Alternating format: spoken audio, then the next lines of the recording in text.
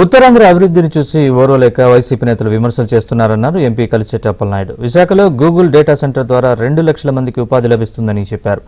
ఏపీకి వస్తున్న పెట్టుబడులను అడ్డుకునేందుకు వైసీపీ కుట్రలు చేస్తోందని ఎంపీ కలిశెట్టి అప్పలనాయుడు ఆరోపించారు.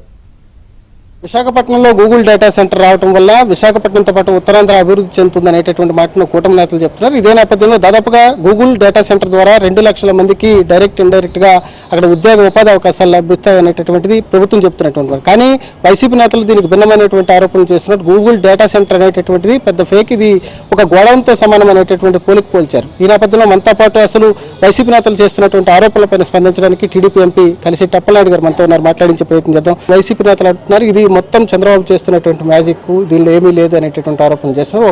ఒక మాజీ మంత్రి అయితే ఇది గోడౌన్ అని చెప్తున్నాడు. వైకాపా నాయకులకి జగన్మోహన్ రెడ్డికి కానీ వాళ్ళ టీంకి కానీ మిగిడి పడట్లేదు. ఎందుకంటే దేశ ప్రధాని నరేంద్ర మోదీ గారు సాక్షాత్తు ఈ రాష్ట్రానికి దేశానికి రావాల్సింది రాష్ట్రాన్ని ఐడెంటిఫై చేసి చంద్రబాబు నాయుడు గారిపై ఉన్న ఒక గౌరవంతో ఈరోజు డేటా సెంటర్ని, గూగుల్ డేటా సెంటర్ని మనకి ఇవ్వడం అనేది అది మిగిడి పడట్లేదు. ఎందుకంటే ఇది మన ప్రజలు సావదాపు కొట్టారు.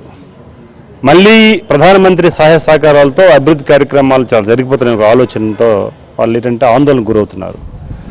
వాళ్ళు సాక్షాత్ అసెంబ్లీలో మాట్లాడుతూ అప్పడల కంపెనీలు తెచ్చాం, పచ్చళ్ళ కంపెనీలు పెట్టామని చెప్పేసి ఆ మంత్రి అన్నాడు. మనం చూసాం చాలా సందర్భాల్లో.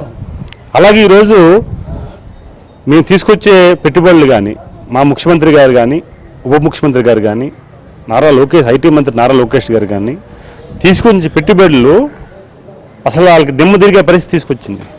అలా ఊహించలే.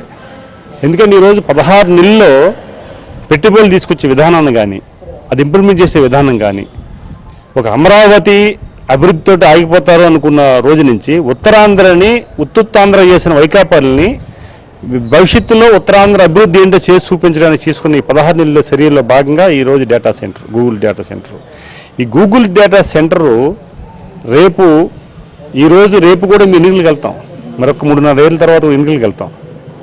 ఆ ఎన్నికల్లో కూడా ఈ గూగుల్ సెంటర్ ప్రారంభం అయిన తర్వాత, ఇంప్లిమెంటేషన్ అయిన తర్వాత ఇప్పుడున్న మెజార్టీలు కానీ ఇప్పుడున్న మద్దతు కానీ ఇంక రెట్టింపు వచ్చే అవకాశాలు మాకు వస్తాయి. ఈరోజు మేము 50 సంవత్సరాలు శాశ్వతంగా ఎవరు అధికారంలో ఉండరు.